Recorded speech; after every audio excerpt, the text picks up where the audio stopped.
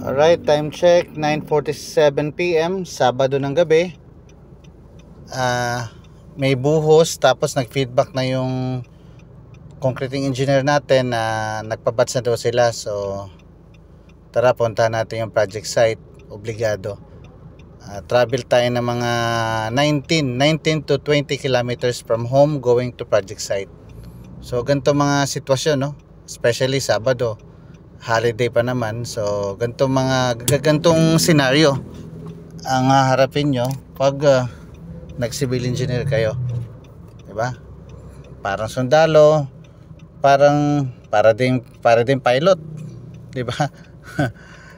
Sige, feedback na lang tayo mamaya.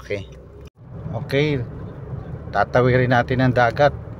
Tatawid tayo ng dagat ng Mactan Channel, no?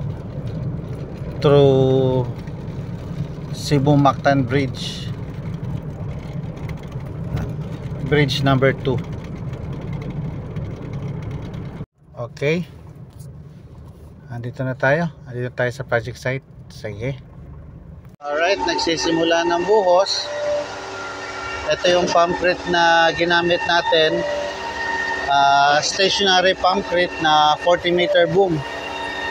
So ito yung pinadala ng supplier natin, kasi kahapon nag-advance party sila. Andito yung service engineer nila, hinanap nila kung saan mag-set up. Sabi nila dito pinakamaganda.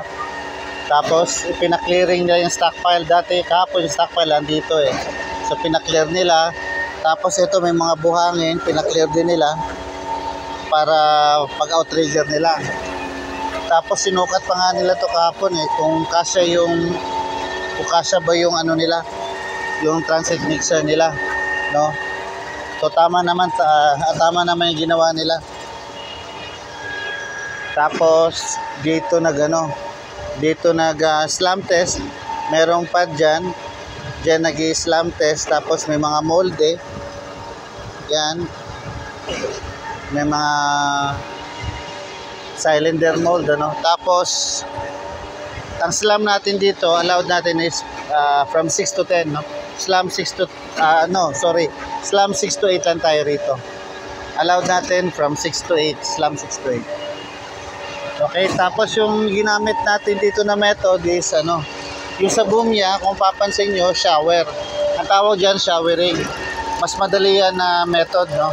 Hindi mo na kailangan dugtungan ng tubo. Hindi mo na kailangan ng line ng tubo, no? Pinaka-line. So, dahil kasi yung kahapon yung pagpunta nila dito, sinukat nila actually yung distance, yung radius, no, ng bubuhusan, para maka-decide sila kung ilang meter na boom ang gagamitin nila. So naka-decide sila na 40-meter boom para hindi na magdugtong-dugtong ng pipe. It's such a way mas mabilis ang buhos. Okay? So mamaya pupuntahan ko yun doon, papakita ko sa iyo kung ano yung mga ginagawa namin. Kasi yung ilaw pala, kung gaano ka liwanag sa ibabaw, ganun din sa ilalim. Alright, so sige, continue natin itong video mamaya. Sige, thank you.